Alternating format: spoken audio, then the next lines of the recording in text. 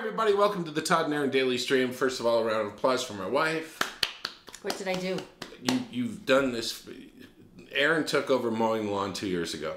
8 years ago. 8 years ago, she took over the lawn. Picking up the dog poop. She does the dog poop and everything. And I just have to thank you because it's like the neighbors think I'm a bum.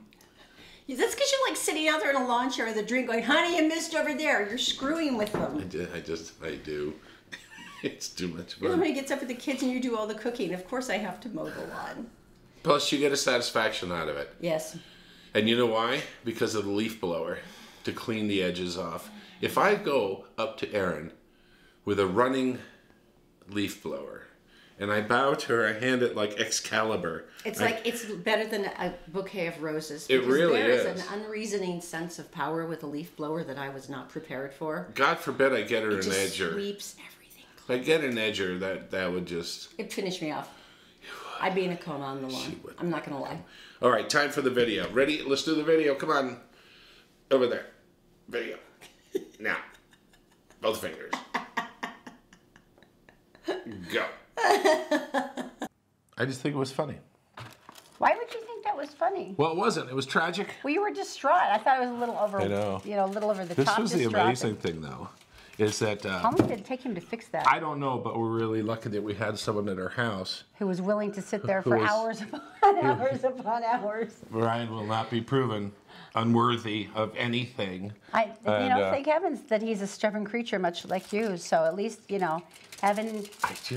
Thank our fact that our it's just amazing. Because that's everything that I've been worried about. Well, so that's good. Well, I'll tell you what. Hi, welcome to the Todd and Erin daily stream.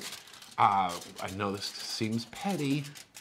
Well, it doesn't though when you bought a big bunch at Costco and it's like $40 worth of foil. All right, so here's the deal. Everyone has done this. Everyone's done this. Everyone's dropped this and bruised it on the edge, like this. And you know what happens then? It doesn't pull off properly, and then you get all the little irritating spirals of like half pulled off stuff. Reynolds Wrap, around since 1947, has something on the box that you probably do not know about. The majority of Americans do not know about this, and we're going to show you. You're providing a service, honey. They should be so proud of you. This is the best thing I've done for anybody in a long time. This is what happens. This is the sad. This is sad, isn't it? It's sad. This is what happens when you get a dent in the roll of aluminum foil. Ryan, our friend here, is doing some delicate science. Wait, let me get in here. And has not sworn once. Because we have a little dent issue right there, and we know what happens. Oh, it just hurts when you do it. It's like, okay. Oh, we have success. You know what? Nice. It's a Kwanzaa miracle. Really? It is a Kwanzaa miracle. Oh, you're going to... Okay, so now we're down to the good part. Well, he's a perfectionist, you know, Ryan. All right, very good. It has to be like this has happened. Has this happened to you before? Oh, this has happened. Oh my gosh. Oh my gosh. Thank you. I take the scepter, and I appreciate you so much. Let's go over and just take a look at this. This is the part that kills me. It gets down to these little tiny pieces like this. Aluminum foil, tin foil, whatever you want to call it. Here's the issue we had the other night. Oh, the shame. I want to go in here and show them the bruise that happened. It fell and really it bruised right there. That's so delicate. And now it won't come off. It keeps catching in the same place, and it's just... You have that little helpless spiral, and you're getting smaller and smaller pieces of the foil, which makes you essentially want to put your head in the oven. Show them the thing we did not know up to about 5 years ago. We did not know this. Take a look. Box of foil. This also works on like saran wraps and things like that. There is a hole right here. You can push the little paper flap in on either side, and it will hold the foil in a tidy fashion so that you can pull out a sheet. Get out of here! Right? We did not know that, and it could have saved so much turmoil. I did not know that. So much turmoil. Now, I'm not sure when they started doing this or the reason why, but if you can see right there. See the gas pump? See the arrow? That's right. That tells you which side of the car your gas cap is on. Now, after a while, you should probably remember it, but I guess if you're in like a rental car, that would be a good idea. For a long time, I did not know that. The windshield of your car. If you're watching this on your phone, do not watch this on your phone. You're supposed to be driving. Anyway, so let's take a look at your windshield in your car. If you notice, there is this different kind of, let me get the, actually, Erin did this already the other day. She broke my rearview mirror. How do you break a rear view mirror? She was grabbing it to adjust something, and my mirror falls off. It's an F-250 Super Duty, and she takes this off. Don't screw with Erin. That's all I'm going to say. All right, so you see the dark cloud here, and it goes up here, and you know what that's for? I don't either. No, there is a reason.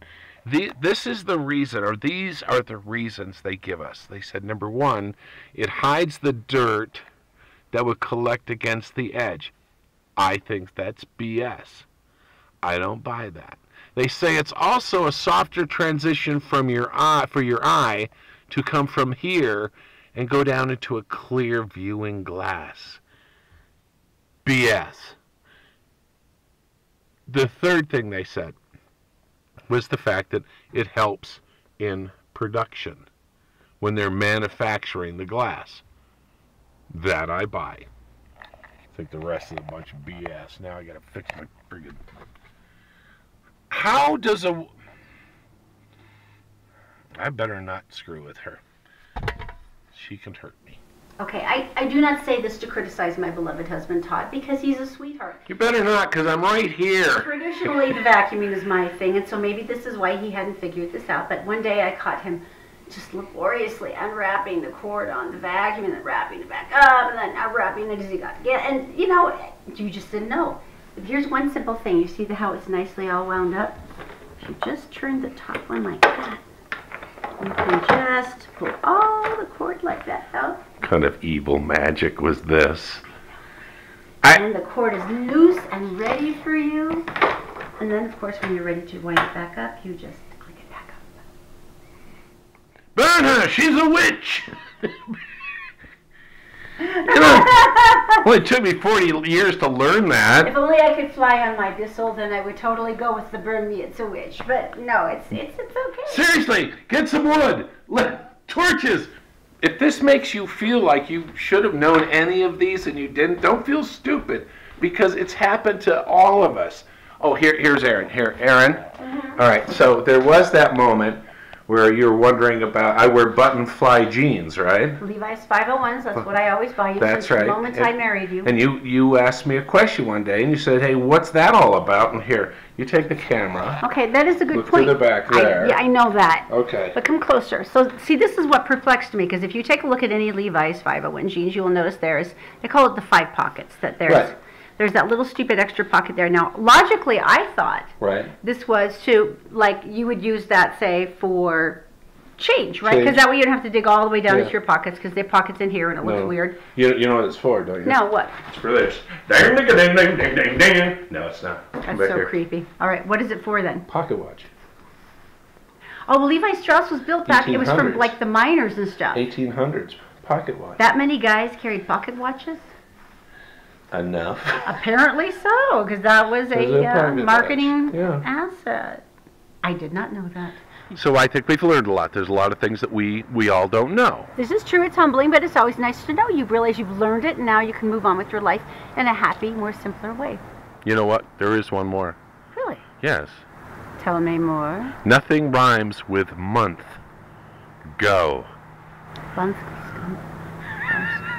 Awesome. You're awesome.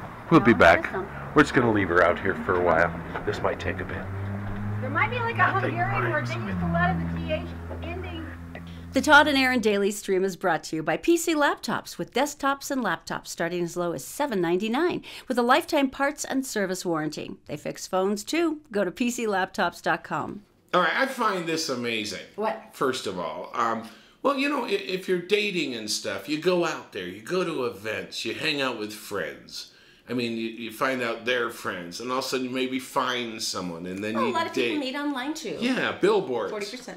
Billboards, Utah County. Most people don't. Oh, we passed one of these coming back from central Utah. I-15, Utah County to North Salt Lake, 15 different billboards. LDS Millionaire. Looking for his wife. Now, at first you say, hey, that's crazy. And then you think, hey, that's crazy. Because, hey, that's Well, kind of crazy. everybody has a way to meet women, and that's a different one. Now, this was a matchmaker, though, right? It's not the actual guy. This is a woman who's doing like a marketing thing for him. Right, he's a millionaire. They put that She in there, says. bigger letters. He's a millionaire. And LDS, and he wants a woman. This is a company called LDS Matchmaker, and I guess this is how she's finding him one. This is her big description. All right, here we go. He's between 31 and 45. kind of broad there. He's 6 feet 1 inch. That's 2 measures. And she tall, dark, and handsome. Really wants kids. Never been married. No children. He's very committed to making this happen, whatever the creative way it has to happen, which is why he went along with this. He doesn't have a lot of time for dating and relationships. Okay. That's true. I mean, if First you're working problem. really hard, it does take time. I mean, Okay, so- dating is a thing. All right. So you meet him. You marry him. He doesn't have time for a relationship and But dating. you're going to get knocked up right away, so that's lucky. You'll have someone to keep you company. It will just be a newborn. That's what he wants. He said he wanted kids. Now, here's the part that I enjoy the most. Ready for this? So right now they're doing she's doing a big, long, fairly extensive questionnaire. What are your hobbies and interests? What is your body type? Then there's questions like, what LDS ward or stake are you in? Are you currently a worthy temple recommend holder? Right. She says, as a matchmaker and dating coach, I'm always going to recommend the closer you can come to the same values, the better, which actually is logical. Sure. But apparently it is not a deal breaker for him if the woman is not LDS. Now this is funny. Get this? He's not looking for a gold digger.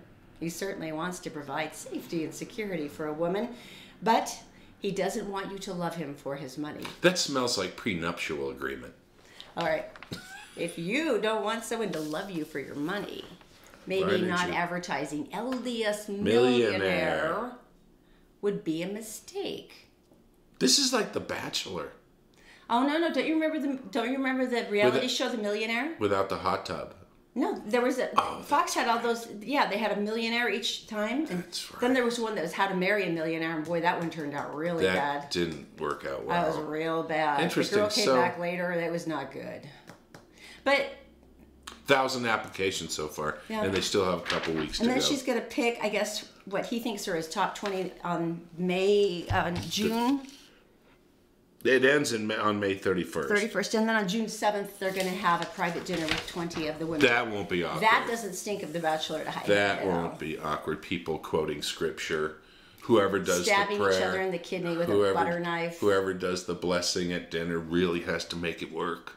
It's gotta really be profound. It's got to like really just catch attention from God and him. Wow. Anyway, I can smell this going wrong in so many ways. it really is. All right, tell me something good. The reading list. This one's pretty cool. Now, I used to live in the South, and there's some really beautiful historical buildings there that used to be African-American schoolhouses, and they were always tiny, almost always primitive, because they obviously didn't have the same accommodations, but they had teachers that were so devoted, and parents and kids who wanted to learn so badly. Yes. That these places are almost spiritual to me Yeah. to walk through, because you see that desire for knowledge and to be better. Well, there was a group of stupid kids in Ashburn, Virginia, who tagged one of these historic old school buildings. Spray painted it with Swastikas, racist Yeah. statements, doodles. Nice job, kids. As a matter of fact, one of the kids had just been expelled from his school prior to the vandalism, which is why the prosecutor and the deputy Commonwealth attorney, Alejandra Rueda, thought the kids were maybe lashing out. Now, here's the deal. She said the community blew up over the vandalism, and understandably, you can see why that would happen. But she said some of the kids didn't even know what a swastika meant. So I saw a learning opportunity with children. You can either punish them or you can rehabilitate. And these were kids with no prior record. And so I thought, what was I taught at their age? What made me a better person? So she drew up a reading list, and instead of putting them on probation, she said, you're going to read these 35 books. These are the ones that deal with the pain and the tragedy of racial injustice. Right. Khalid Hosseini, Harper Lee, Solomon Northup, Maya Angelou. Amazing, iconic authors. I mean, books that I've loved. And then the kids had to read each one of the books for a month, for a year, and then every one of the books they read, they had to write a 3,500-word essay on the consequences of racism and bigotry and prejudice. And then they were also made to visit the Holocaust Museum and a History Museum exhibit on the Japanese-American internment in Pearl Harbor. Mm-hmm. We had one of those here in Topaz, Utah, which I remember to my eternal shame. 2 years after the incident, the Rita's sentencing did exactly what she hoped it would. The kids are sticking to their education. They have not reoffended.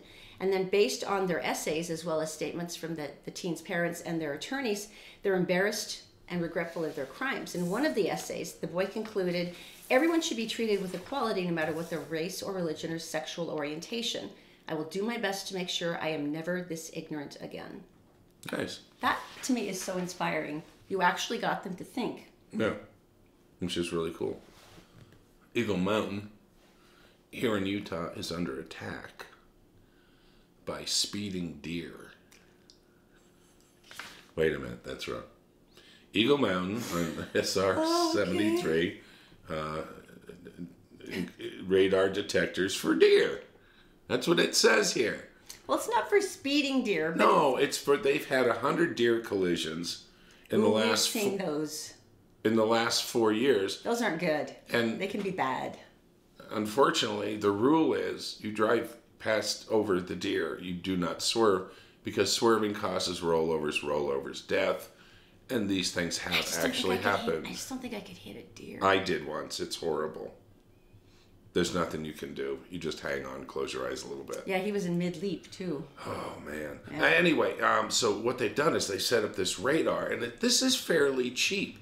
And they set up some flashing lights, and when there's a motion detector, solar powered, I would imagine, and it picks up movement on the side of the road, boom, the lights go on. Like, no, they're like right here. And that's such a good idea. Everyone can slow down and kind of avoid the deer. That would be cool if they could put those more places, like Mirror Lake Highway. That would be a good one. There are certain places where deer cross.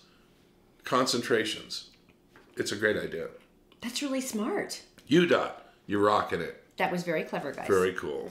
All right, Game of Thrones. Now, I love Game of Thrones as much as anyone else, and now that we're in the final season, everyone's hysterical, and it's like, it's leaving, we'll never find it again, the world is over. I would like to represent the other half of America and say that I have never seen one episode. The vast majority of America has. That's fine. I don't mind standing out. Here's the funny thing. Apparently, there is a group of mothers who are making dang sure that Game of Thrones continues.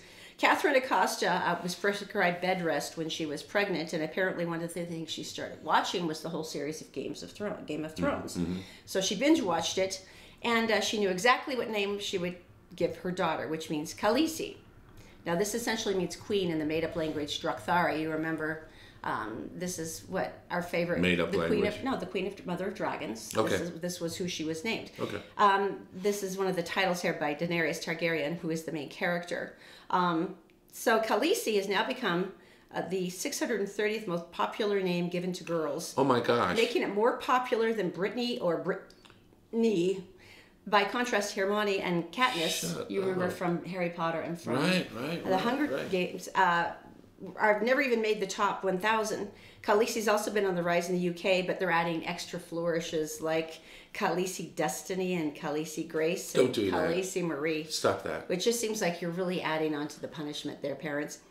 And now, Arya, it's supposed to be pronounced Arya, but it's very funny. Maisie Williams, who plays the character, said, yeah, but in the first episode, the woman who plays my mom calls me Aya because of her accent, and so now she's Aya. Oh, all right. She even had to repeat it, call it Aya.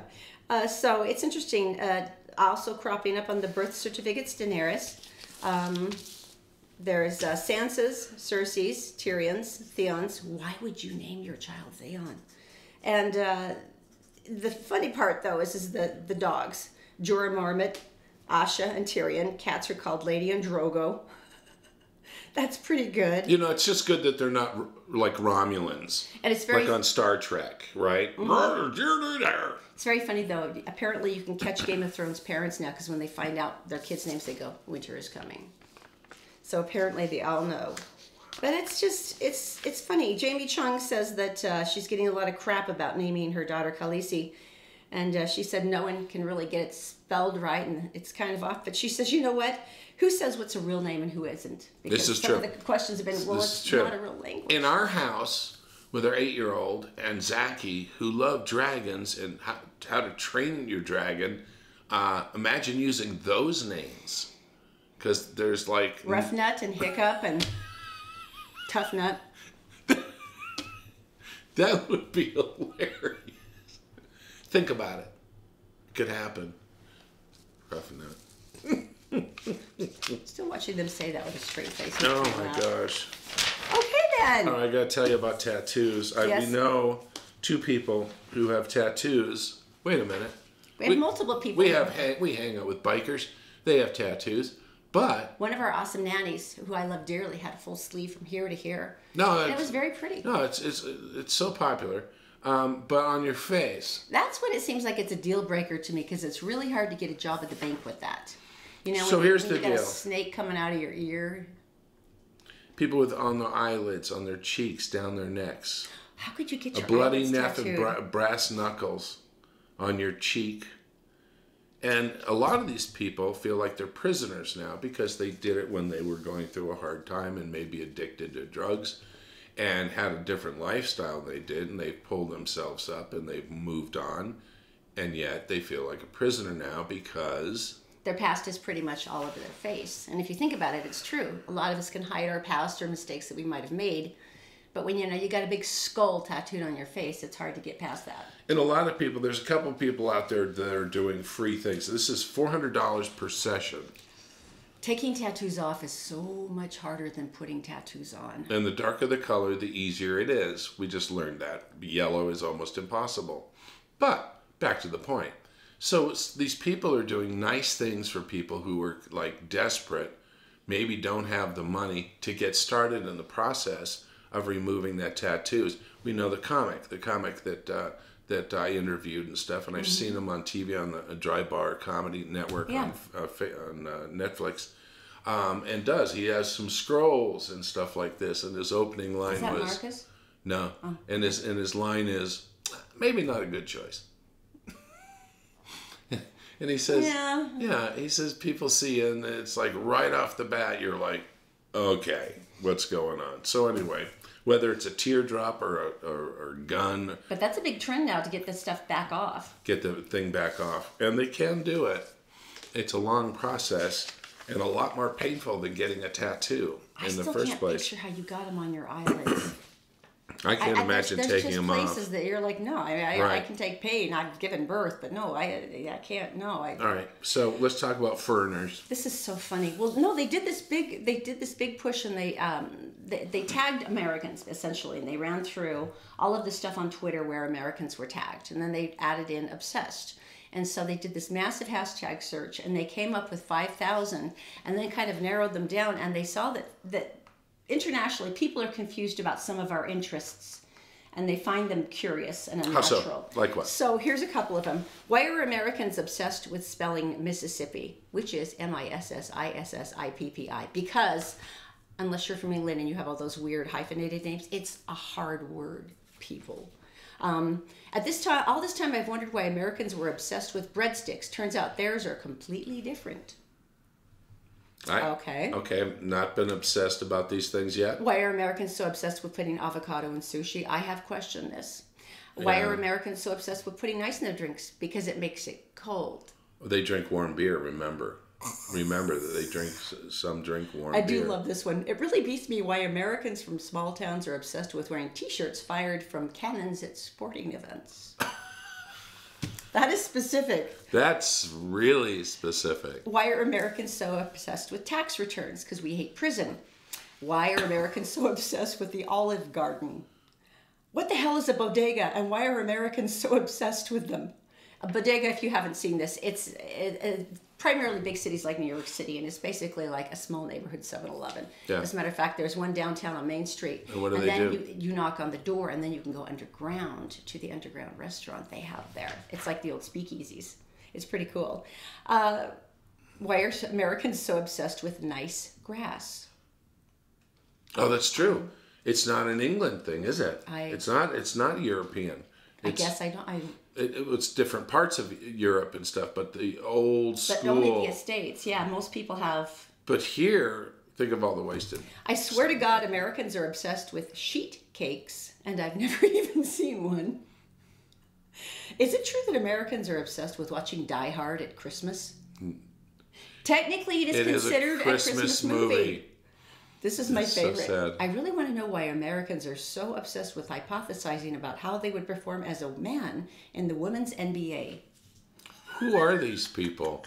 Are we obsessed? We're not obsessed with these I'm just things. worried that these are the people that, like, Americans have gone across the pond somewhere, and then they started talking, Just and this is what screwed other with people are hearing and going, you want to be a man in the WNBA? Anyway, I just think that's A ridiculous. couple of them, like the lawn thing, I can see their... And the sheet cake thing, I never knew that was a thing, but okay. I'm thinking of a billboard for the next single guy. Okay. Who says, moving out of my mother's basement, looking for a mate. Or, Do you better have yet, a job and an address? looking for a mate in the basement of my mother's home. That one's not going to pay off for anyone. Take a long time. Yeah. All right, you guys have a great day. We'll talk to you tomorrow on the Todd and Erin Daily Stream. Say you got $1 I don't million. want her to love me for my money. LDS Millionaire! But I have don't $1 love million. her for my money. Yeah, I got $1 million. Don't love me for it. Just... Yeah, what if he's lying? That would be awkward. Like, you get married and everything, and he says, you're going to have to get a job. No, you know what you need I to do? just got laid off at 7-Eleven. You got to see his tax returns. Let's not get into that. Okay. See ya. Goodbye. Shh. Not a word.